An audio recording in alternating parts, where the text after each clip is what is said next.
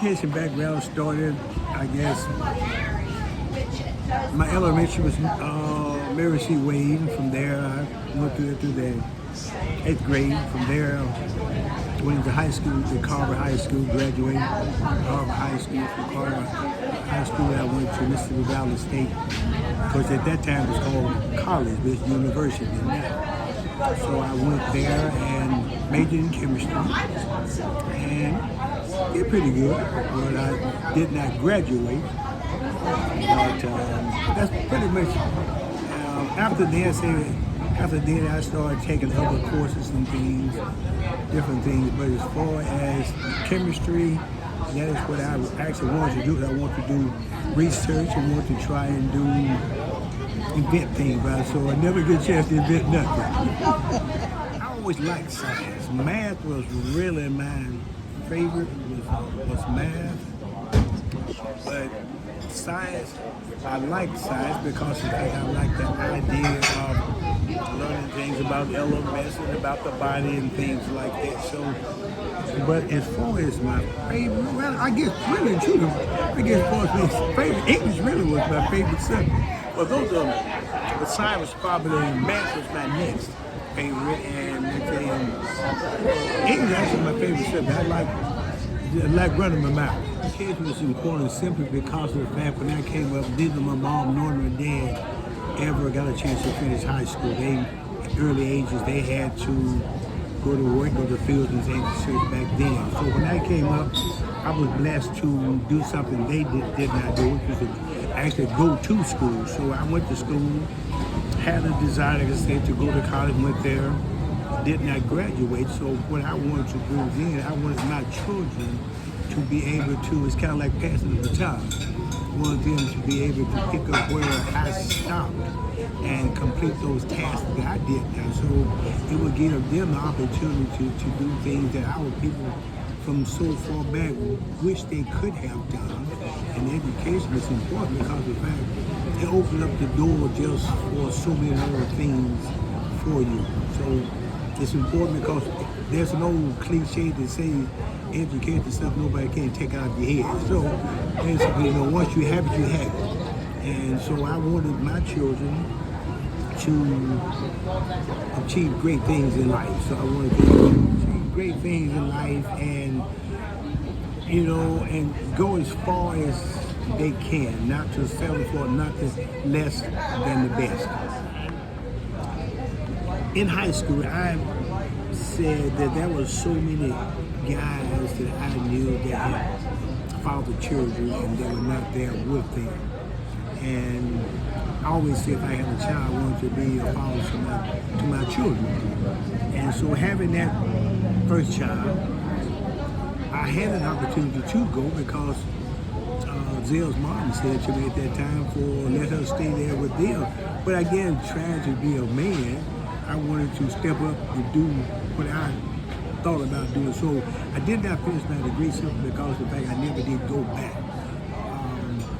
I had the opportunity, but later, after a few years passed and started having other children and things and such like that, which was not an excuse, but I just cheated myself, robbed myself of that.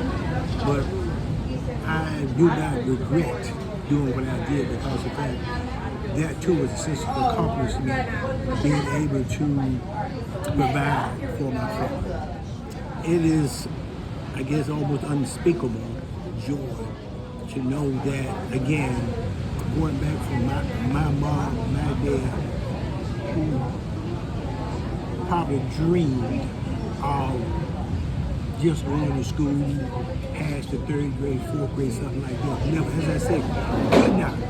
So that was a dream I'm sure they had that never came to pass. I having 8 children, all of them to do that. So again, that is a legacy that people can take to the grave because it's just a sense of accomplishment, a joy, a satisfaction, a peace, and all those things. So it's just a great feeling just to know that, again, it's because they have those degrees and now I know whatever they desire in life, their doors, roads, things paid for them because of the fact they did it, they earned it themselves. It's easy to tell a person what you want them to do, let them know you love them, you support them. But I think when it comes to what your question, support, it means showing up. It means making sacrifices. So if your child is in the band, you might not like band. But if your child chooses band, then that's your child. Then you need to get off the couch or leave work early, time after time to go there. Because again, it means a lot. I remember my oldest child, his senior year in high school, and I had always gone to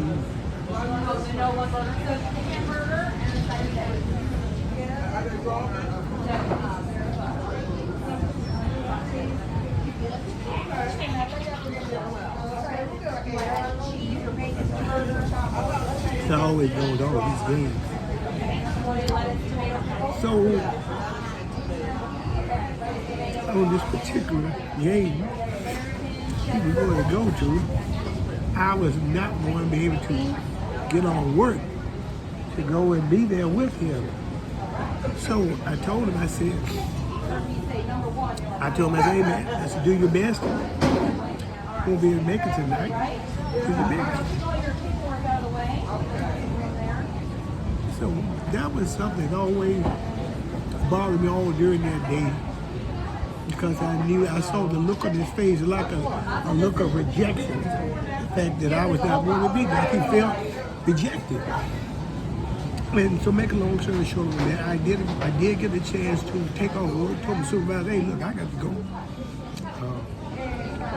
And we drove to Jackson, Mississippi. He was standing on the sideline warming up, looking like he had lost his best friend or something. So I got his attention, called. I said, well, the moment he looked up and spotted me, it was just like a light just lit up in him. That joker started laughing and grinning. So I told Zay, I said, look at that fella. I said, look at that. He's acting now. But to make a long story short, so I look at the fact that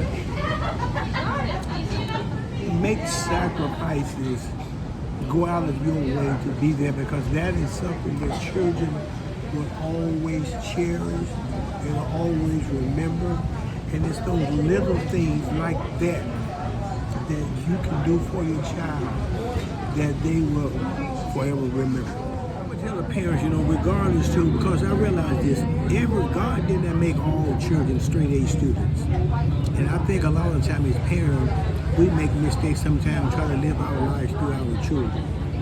And so I would tell a parent, I had a mantra I should tell my children back then, I want you to go to the classroom and do your best. So if you made a C, if the C was your best, then I was satisfied. But if you could show me you could have made a B, then you did not do your best. So I think parents need to check their children and make sure their children are doing their best. You stand behind them, you support them, because again, each person learning is different. So do not try to make one child be like the next. Again, do not try to make that child be what you never became.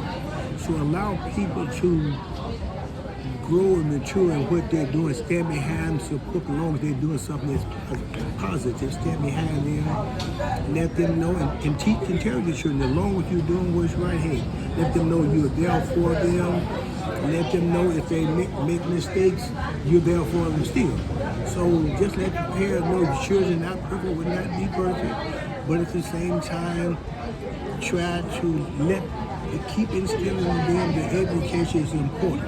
Let them know that, again, it's kind of like running a race. If you run halfway, drop the tongue and stop right there, or you haven't won the race, but you got to let them know you got to cross the finish line to be considered a winner.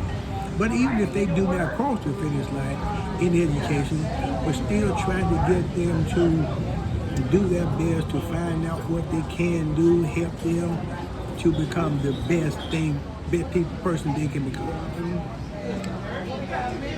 Cherish the while they're living, because again, time will run by before you know it. You know, there might be 60 days, next thing you know, 10 years of parenting, they're 16. The next thing you know, they graduate from high school. And always remember this, when children graduate from high school, I tell folks, you lose your child. That child goes about to develop and start their own life, their own identity, to live his or her life. But the main thing is, you love, you support them as long as you're on this earth. Every decision they might not be a good one, but again, as long as, you know, it's something you can stand behind, you do that. So love your children, pray for them, and tell them to do their best, because I have a motto: if you do your best, God will do the rest. So that's it.